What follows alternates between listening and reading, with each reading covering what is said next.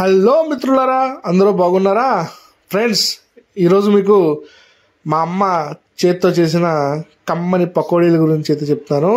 ఆ రెసిపీ ఏంటి, ఎలా తయారు చేసే విధానం మొత్తం 1 by 1 మీకు అయితే చూపించే ప్రయత్నం చేస్తాను. మా అమ్మగారు చేసిన పకోడీ అయితే చాలా చాలా బాగుంటుంది అన్నమాట.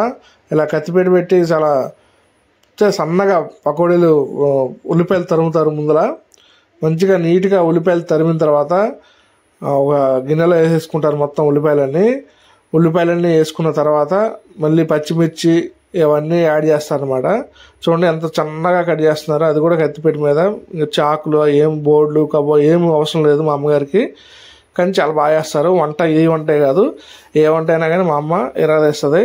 అంటే అందరూ అమ్మ చేతి వంట కమ్మదనం అంటారు కానీ ఎవరమ్మ వాళ్ళకి గొప్ప అంటారు, కానీ నిజం చెప్తున్నా మా అమ్మగారు చేసినట్టయితే ఎవ్వరూ వంట చేయలేరు.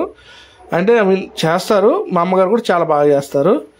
ఇలా ఉల్లిపాయలు మంచిగా తరుక్కున్న తర్వాత దీంట్లోకి తర్వాత ఉల్లిపాయలు ప్లస్ ఇంకా మనం పకోడీ కాబట్టి పచ్చిమిర్చి కూడా దీంట్లోకి వేసుకోవాలన్నమాట.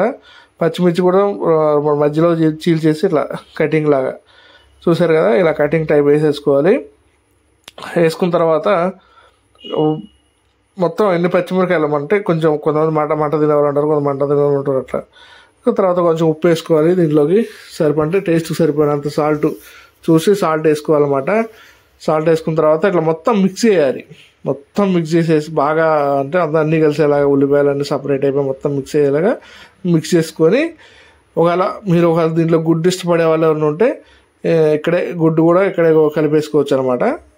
ఈరోజు గుడ్డు అయితే వాడట్లేదు, మ్యాక్సిమం ఒకసారి అయితే వాడుతున్నాం, ఇప్పుడైతే ఈరోజు అయితే వాడలేదు.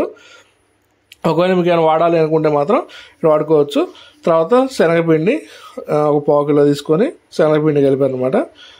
ఓన్లీ శనగపిండి, ఇంకేం లేదు దాంట్లో, వేరే పిండిలు ఏమి ఉండవు అనమాట. శనగపిండి 2 మిక్స్ చేసుకొని మొత్తం, అంటే ఆల్రెడీ ఇప్పుడు పచ్చిమిర్చి ఉల్లిపాయలు శనగపిండి వాళ్ళని చెప్పే కదా, గుడ్లు కావాలంటే ముందే శనగపిండి కన్నా ముందే గుడ్డు కూడా కలుపుకోవాలన్నమాట. కలుపుకొని శుభ్రంగా మంచిగా, అంటే ఎక్కువ ఆనియన్స్ ఎక్కువ ఉండేలాగా పిండి తక్కువ ఉండేలాగా చేసుకోవాలి. ఇలా మిక్స్ చేసుకొని కొద్దిగా పక్కన పెట్టుకున్న తర్వాత ఈ లోపల చక్కగా మనం మూకుడు అవన్నీ రెడీ చేసుకుందాం. రెడీ చేసుకొని మనం దీంట్లోకి కరివేపాకు, ఇంకా తర్వాత వచ్చేసి జీలకర్ర, కొంతమంది ఇంకా వేరే ఏమైనా వేసుకుంటారంటే కొంత అల్లం వేసుకునే వాళ్ళు ఉంటారు, అల్లం కూడా వేసుకోవచ్చు. మేమైతే అల్లం స్కిప్ చేసాం. చక్కగా కట్టెల పొయ్యి అయితే రెడీ చేసుకున్నాం అనమాట. కట్టెల పొయ్యి మంచిగా బాణీ పెట్టడమేగా, బాణీ పెట్టేసి దాంట్లో నూనె పోసి పకోడీ వేసేయటమే.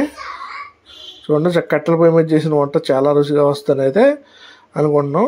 అలా కట్టెల పొయ్యి మీద బాణీ పెట్టేసి నూనె పోసేసుకొని, నూనె వేడెక్కిన తర్వాత దానికన్నా ముందు దాంట్లో మనం మిక్సింగ్ ఉంది కదా, మిశ్రమంలో ఇంత బేకింగ్ సోడా కొద్దిగా వేసుకొని మళ్ళీ ఒకసారి మిక్స్ చేసుకోవాలి. అదంతా మళ్ళీ మిక్స్ చేసుకొని మళ్ళీ సేమ్ చెప్పాం కదా ఇందాక, కరివేపాకు ఇదంతా మిక్సింగ్ చేసుకున్న తర్వాత ఆయిల్లో వేసేయటం అనమాట. ఆయిల్లో వేసేస్తే చాలా రుచికరమైన పకోడీ, ఆనియన్ పకోడీ అంటారు. ఇది అచ్చమైన ఆనియన్ పకోడీ అనమాట. కొంతమంది వేస్తారు ఆనియన్ పకోడీ అంటే అచ్చంగా, మనకు తెలుసు కదా, అచ్చంగా శనగపిండి ఎక్కువ ఉంటుంది.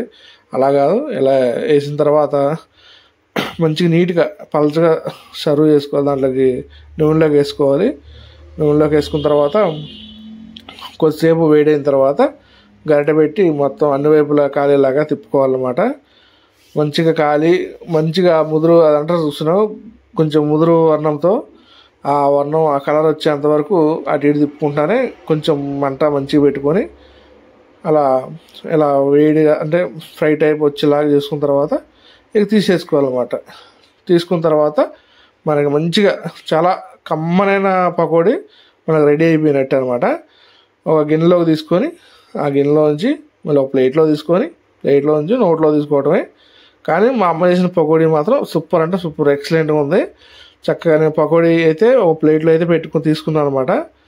ఇక తీసుకొని తింటం అయితే స్టార్ట్ చేశాను. తిని తర్వాత ఒక ఛాయ్ తాగితే మాత్రం అదిరిపోద్ది అనమాట. ఇంతవరకు నా ఛానల్ని సబ్స్క్రైబ్ చేయండి ఫ్రెండ్స్. ప్రతి ఒక్క వీడియోని లైక్ చేయండి, కామెంట్ చేయండి. Thank you so much friends.